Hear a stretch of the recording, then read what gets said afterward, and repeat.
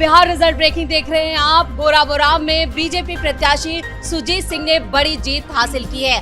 गोराबोराम seat Bihar चुनावों में काफी महत्वपूर्ण रही क्योंकि यहां से मुकेश सैनी के भाई संतोष सैनी भी मैदान में थे, लेकिन आरजेडी के लिए मुकेश सैनी के भाई संतोष सैनी ने पूरी तरह से सरेंडर कर दिया था और इस बीच मुकाबला जो था वो आरजेडी और बीजेपी के बीच देखने को मिला। तो किस तरह से सुजीत सिंह ने पूरी तरह से यहां पर समीकरण बदल दिए, इस पर ज्यादा चर्चा के लिए मेरे साथ जुड़ रहे मेरे सहयोगी नवेंदु झा। नवेंदु, गोराबोराम सीट काफी चर्चाओं में रही, तो किस तरह से यहां पर सियासी समीकरण बदले और इसके पीछे क्या रहे बड़े कारण? देखिए, ये एक हॉट सीट थी और बहुत बड़ी सीट थी जिस पर हर किसी की नजर थी, क्योंकि ये सीट जो है ये मुकेश सहनी का गृह इलाका है। मुकेश सहनी गोराबोराम से ही आते हैं और इस सीट पर जो समीकरण बने और जिस तरह से सुजीत सिंह की जीत हुई है, वाकई में वो जबरदस्त है।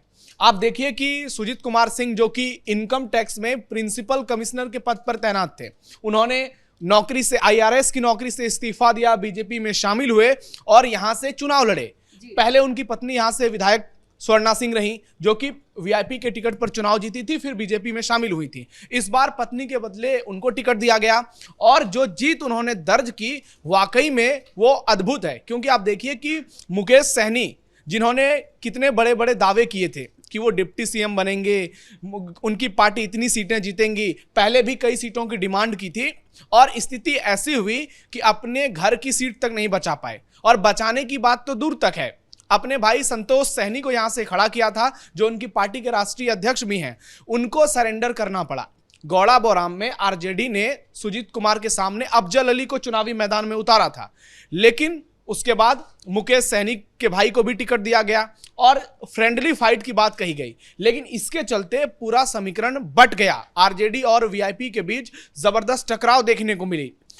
स्थिति ऐसी हो गई कि जबरदस्त विरोध भी सामने आने लगा और जो आरजेडी के प्रत्याशी थे उनका सस्पेंशन तक इस दौरान हुआ, लेकिन फिर उन्हें बाद में यहाँ पर एक तरह से जो पूरा जो सरेंडर था वो मुकेश सैनी को करना पड़ा। तो ये दबाव था या फिर यहाँ पर कहे कि एक तरह से हार मान ली थी महागठबंधन ने? नहीं, तेजस्वी यादव जब गोराबोराम चुनाव प्रचार करने के लिए पहुंचे थे तो वो संतोष सैनी के लिए चुनाव प्रचार करने पहुंचे थे और उन्होंने जनसभा से सीधे अपील की थी कि हमारे महागठबंधन के जो ऑफिशियल कैंडिडेट हैं वो मुकेश सैनी के भाई संतोष सैनी हैं।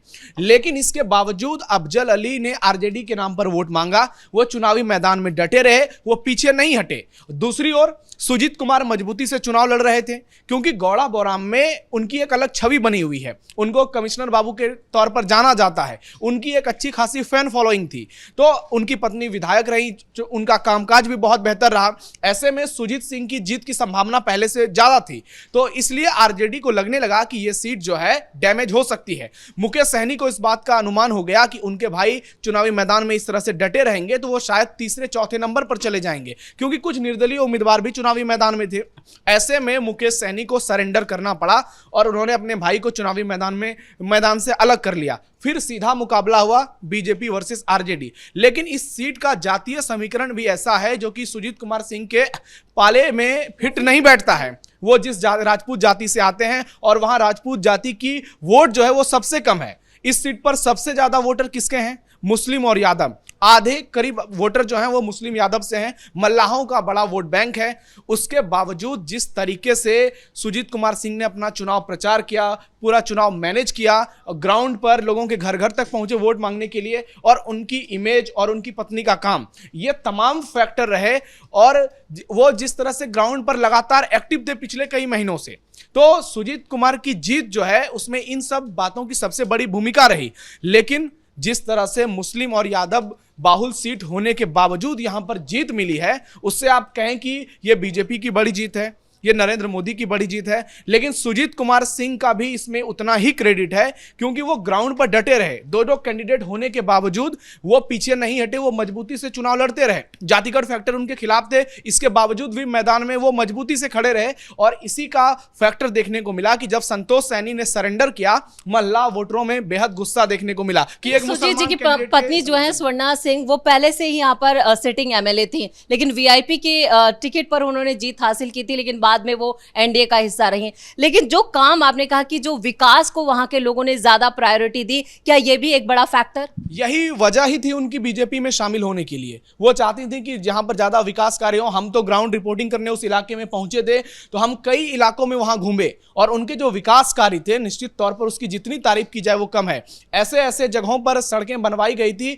जो कि आजादी के बाद लोग कल्पना नहीं कर पा रहे थे। कि आप देखिए कि दोनों साइड नदी थी, दोनों, एक साइड कोसी नदी, एक साइड कमला नदी, उसके बीच में कई किलोमीटर लंबा सड़क बनवा दिया, जिस पर लोग एक समय एक जगह से दूसरे जगह जाने में जिनको 10 घंटे का वक्त लगता था, अब वहां पे लोग 30 मिनट में वो दूरी तय करते हैं। तो इससे आप सोच सकते हैं कि कितना वहां पर विकास हुआ। और यही वजह थी कि वो बीजेपी में आई थी। और जब उसके बाद उन्होंने डेवलपमेंट किया, हालांकि स्वास्थ्य कारणों की वजह से वो इस बार चुनाव नहीं लड़ी और उनके पति सुजीत सिंह चुनावी मैदान में आए और उन्होंने बम्पर जीत दर्ज की। और इसका एक बड़ा कारण उनकी पत्नी को भी जाता है, लेकिन वहां बीजेपी कार्यकर्ता भी डटे रहे और मल्लाह वोटर बहुत इंपॉर्टेंट साबित हुए, क्योंकि मल्लाह वोटरों का इंपैक्ट उस सीट पर बहुत ज्यादा है। मुकेश सहनी का गृह इलाका है, लेकिन इसके बावजूद मल्लाहों ने उनको वोट नहीं किया। हम जब ग्राउंड पर पहुंचे तो मल्लाहों ने खुलकर मुकेश सहनी का विरोध किया। उन्होंने कहा कि हम बीजेपी के कैडर वोटर हैं, हम किसी भी हाल में मुकेश सहनी के साथ नहीं जाएंगे, क्योंकि उन्होंने हमारे साथ छल किया है, हमारे नाम पर वोट मांगते रहे लेकिन हमारे लिए कुछ काम नहीं किया।